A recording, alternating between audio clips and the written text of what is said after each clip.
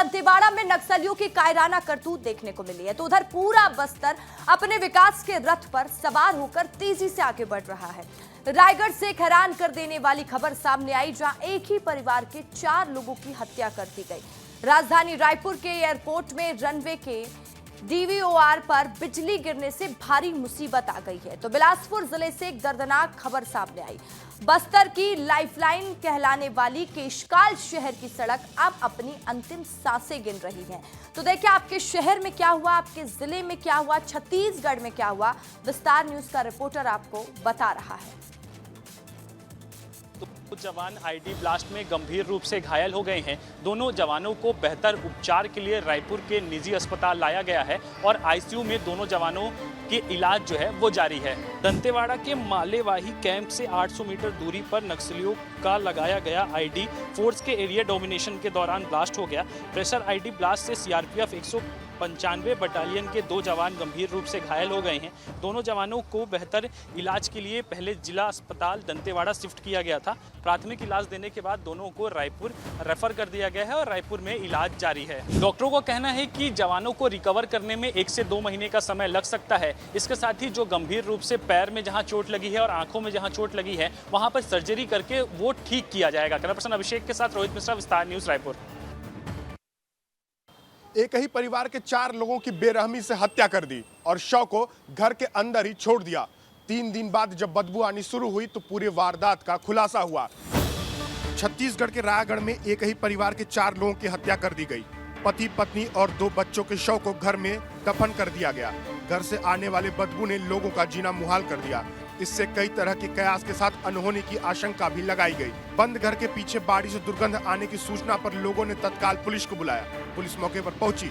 घर के कमरे को खोलने पर अंदर जगह जगह खून के छींटे दिखाई दिए। जमीन में दफनाने जैसे निशान भी पाए गए। कब्र खोदने पर अंदर से पति पत्नी और 2 बच्चों के शव बरामद हुए।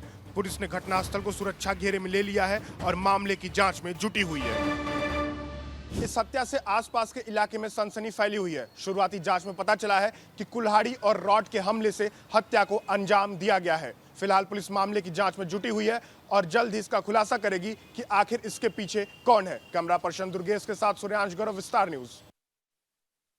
बस्तर और छत्तीसगढ़ में व्यापार की नई संभावनाओं को देखते हुए बस्तर के जगदलपुर में आज छत्तीसगढ़ इन्वेस्टर कनेक्ट समिट का आयोजन किया गया, जिसमें शामिल होने के लिए सीएम साय खुद बस्तर पहुंचे। यहां लगभग 200 उद्यमियों के साथ सीएम ने 1-to-1 चर्चा की और बस्तर में व्यवसाय को लेकर आने वाली संभावनाओं को लेकर चर्चा की। छत्तीसगढ़ में नई उद्योग नीति लाए जाने के बाद लगातार इन्वेस्टर मीट जैसे आयोजन किए जा रहे हैं। आज जगदलपुर में इन्वेस्टर मीट का कार्यक्रम आयोजित किया गया। इस आयोजन से बस्तर में औद्योगिक गतिविधियों में तेजी आएगी। नए नए रोजगार के अवसर खुलेंगे। कार्यक्रम में 200 से ज्यादा निवेशक और उद्योगपतियों ने हिस्सा लिया। साय सरकार ने नई इन्वेस्टर पॉलिसी में बस्तर पर विशेष फोकस किया है, जिससे बस्तर के छोटे छोटे उद्योगों को काफी बढ़ावा मिलेगा। दरअसल सरकार नक्सलवाद के खात्मे के बाद के बस्तर की परिकल्पना कर रही है, जहां युवाओं को बेहतर रोजगार के अवसर मिल सके, ताकि युवा फिर से एक बार नक्सलवाद की ओर मुड़कर ना देखें। रायपुर के विवेकानंद एयरपोर्ट के ATC एयर ट्रैफिक कंट्रोल में बिजली गिर जाती है, जिसके कारण ट्रैफिक कंट्रोल जो है ढंग से काम नहीं करता और बहुत सारी फ्लाइटें रिशेड्यूल या फिर कैंसिल कर दी जाती है। छत्तीसगढ़ के स्वामी विवेकानंद एयरपोर्ट के रनवे की DVOR पर बिजली गिरने से 5 फ्लाइटों को भुवनेश्वर और नागपुर डाइवर्ट कर दिया गया। शाम 6:30 बजे अचानक तेज बारिश होने लगी। तेज गर्जना के साथ ATC टावर के पास ऑपरेशन क्षेत्र में लगाए गए DVOR में बिजली गिरी। जानकारी मिलते ही ATC और एयरपोर्ट अथॉरिटी में हड़कंप मच गया। नेविगेशन सिस्टम में खराबी के कारण बुधवार को दिल्ली से रायपुर आ रहे इंडिगो की फ्लाइट को भोपाल डाइवर्ट करना पड़ा। एयरपोर्ट प्रशासन के मुताबिक तेज आंधी तूफान के दौरान बिजली गिरने से तकनीकी गड़बड़ी हुई। देखिए, इसी तरह से जो है रात में ATC एयर ट्रैफिक कंट्रोल में बिजली गिरती है, जिसके कारण जो ट्रैफिक सिस्टम है वो खराब हो जाता है। ट्रैफिक कंट्रोल होता नहीं। कई फ्लाइटों को इमरजेंसी लैंडिंग दूसरी जगह पर कराई जाती है, लेकिन उसके बाद यात्री जो एयरपोर्ट पहुंचे हुए थे वो लगातार परेशान हो रहे थे। कैमरामैन दुर्गेश साहू के साथ अभिषेक तिवारी, विस्तार न्यूज। बिलासपुर से एक बुरी खबर सामने आई है। यहाँ मंगला के धूरीपारा में रहने वाली एक महिला की नवजात को आंगनबाड़ी में टीका लगाया गया और टीका लगवाने के 24 घंटे बाद बच्ची की जान चली गई, जिसके बाद जो है क्षेत्र के लोगों ने न सिर्फ आंगनबाड़ी में जाकर बल्कि स्वास्थ्य विभाग और कलेक्ट्रेट दफ्तर का घेराव कर दिया। यहाँ धुरीपार के आंगनबाड़ी केंद्र में एक 2 महीने की बच्ची को टीका लगाया गया। टीका लगाने के 24 घंटे के अंदर ही बच्ची की जान चली गई। जहां रामेश्वर मरावी की पत्नी ईश्वरी मरावी मंगलवार को अपने 2 महीने की बच्ची को टीका लगवाने के लिए आंगनबाड़ी केंद्र लेकर गई थी। धुरीपारा के आंगनबाड़ी केंद्र में मृतक बच्ची को 4 टीके लगाए गए थे। बच्ची की मौत के बाद परिजन उसके शव को लेकर आंगनबाड़ी केंद्र पहुंचे और जमकर हंगामा किया। इसके बाद नवजात का शव लेकर कलेक्टर ऑफिस घेरा गया और स्वास्थ्य विभाग के खिलाफ जमकर नारेबाजी की गई। 6 लाख रुपए की मुआवजे की मांग कर रहे हैं। सबसे जो बड़ी बात है, ये पूरी घटना सामने आने के बाद स्वास्थ्य विभाग ने मामले में जांच तो बिठा दिया है, लेकिन सवाल इस बात का है कि जो जान चली गई जिस नवजात की, उसके परिजनों का क्या होगा। कैमरामैन नीरज देवांगन के साथ आशीष दुबे, विस्तार न्यूज। छत्तीसगढ़ के कांकेर जिले में एक बार फिर मानवता को झकझोर देने वाली तस्वीर सामने आई है, जब वक्त पर इलाज न मिलने से एक नवजात शिशु ने दम तोड़ दिया। महातारी एक्सप्रेस जैसी जीवन दावनी सेवा उस वक्त लाचार दिखी जब उसे सबसे ज्यादा जरूरत थी। कांकेर के पखांजूर इलाके से एक दिल को दहला देने वाली घटना सामने आई है। महातारी एक्सप्रेस 102 में इमरजेंसी मेडिकल टेक्नीशियन EMT न होने के कारण एक नवजात शिशु की मौत हो गई। छत्तीसगढ़ में स्वास्थ्य सेवाओं पर एक बार फिर से बड़ा सवाल खड़ा हो गया है। कोयलीबेड़ा में पुल नहीं होने के चलते महातारी एक्सप्रेस संजीवनी वाहन घर तक नहीं पहुंच पाया। गर्भवती महिला का प्रसव घर में ही इमरजेंसी सुविधाओं के बगैर हो गया। वहीं परिजन चारपाई पर लाद कर 102 तक जच्चे बच्चे को पखांजूर सिविल अस्पताल तक लाए। दुर्भाग्यवश उस समय महातारी एक्सप्रेस संजीवनी वाहन में कोई इमरजेंसी मेडिकल टेक्नीशियन EMT मौजूद नहीं था, जिससे नवजात शिशु की मौत हो गई। पखांजूर सिविल अस्पताल में महिला का इलाज जारी है। अब सवाल यह नहीं है कि दोषी कौन है, सवाल ये है कि कब तक और कितनी और जिंदगियों को कीमत लगेगी सुधार के नाम पर। तामेश्वर सिन्हा, विस्तार न्यूज, कांकेर। इस वक्त हम जिस सड़क पर खड़े हैं, ये कोई गांव या कस्बे की सड़क नहीं है, ये राष्ट्रीय राजमार्ग 30 है। राष्ट्रीय राजमार्ग 30 केशकाल शहर की सड़क की हालत इन दिनों इतनी जर्जर हो गई है कि 3.5 किलोमीटर का पैंच, जिसे तय करने में 5 से 10 मिनट लगते थे, अब लोगों को 30 से 40 मिनट तक समय लग रहा है। बस्तर की लाइफलाइन कहलाने वाली केशकाल शहर की सड़क अब अपनी अंतिम सांसें गिन रही है। सड़क की स्थिति इतनी खराब हो गई है कि इन रास्तों से पैदल चलना तक दूभर हो गया है। लगातार हो रही बारिश के कारण सड़क पर बने गड्ढे, कीचड़ और धूलों के गुबार से राहगीर, दुकानदार और स्थानीय लोग हलाकान हो चुके हैं। ये सड़क अब अपने बदहाली के आंसू रोती हुई दिखाई पड़ रही है। जनता को हो रही तमाम परेशानियों के बावजूद जनता की सूद लेने वाला कोई नहीं है। लेकिन अब जिला एवं सत्र न्यायाधीश ने इस समस्या का संज्ञान लेते हुए अधिवक्ताओं की एक जांच टीम बनाई है, जो जांच करेगी। इस रास्ते से आवागमन करने वाली छोटी बड़ी कारों को भी काफी बच करके ही गुजरना पड़ता है।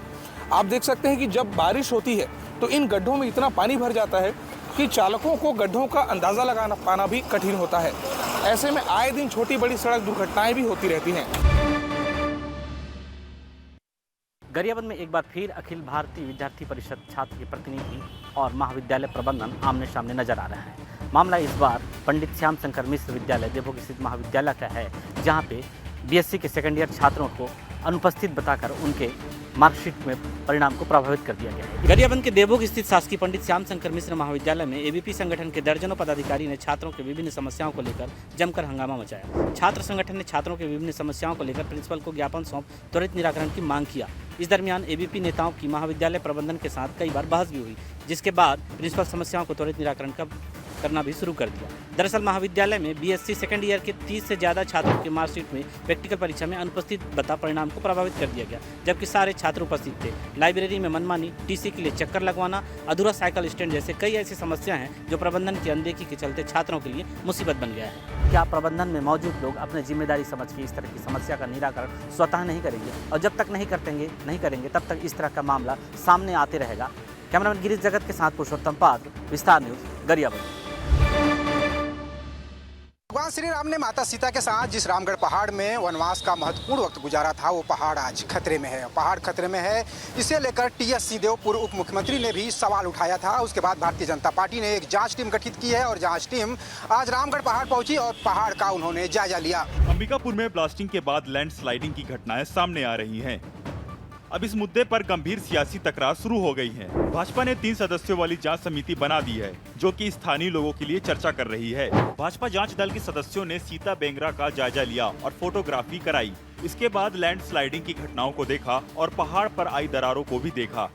जांच दल के आने की सूचना पर गांव वालों ने पहले ही चौपाल लगाया था। चौपाल में एक व्यक्ति ने कहा, जब से माइनिंग हो रही है पहाड़ को नुकसान हो रहा है। बहरहाल अब देखने वाली बात होगी कि आखिर भारतीय जनता पार्टी की जांच रिपोर्ट में क्या खुलासा होता है, पहाड़ में दरार आने के क्या वजह बताए जाते हैं और इस पूरे मामले को लेकर प्रशासन और सरकार आगे क्या कार्रवाई करती है। वीडियो प्रसाद यादव के साथ दिलीप जायसवाल, विस्तार न्यूज, अंबिकापुर।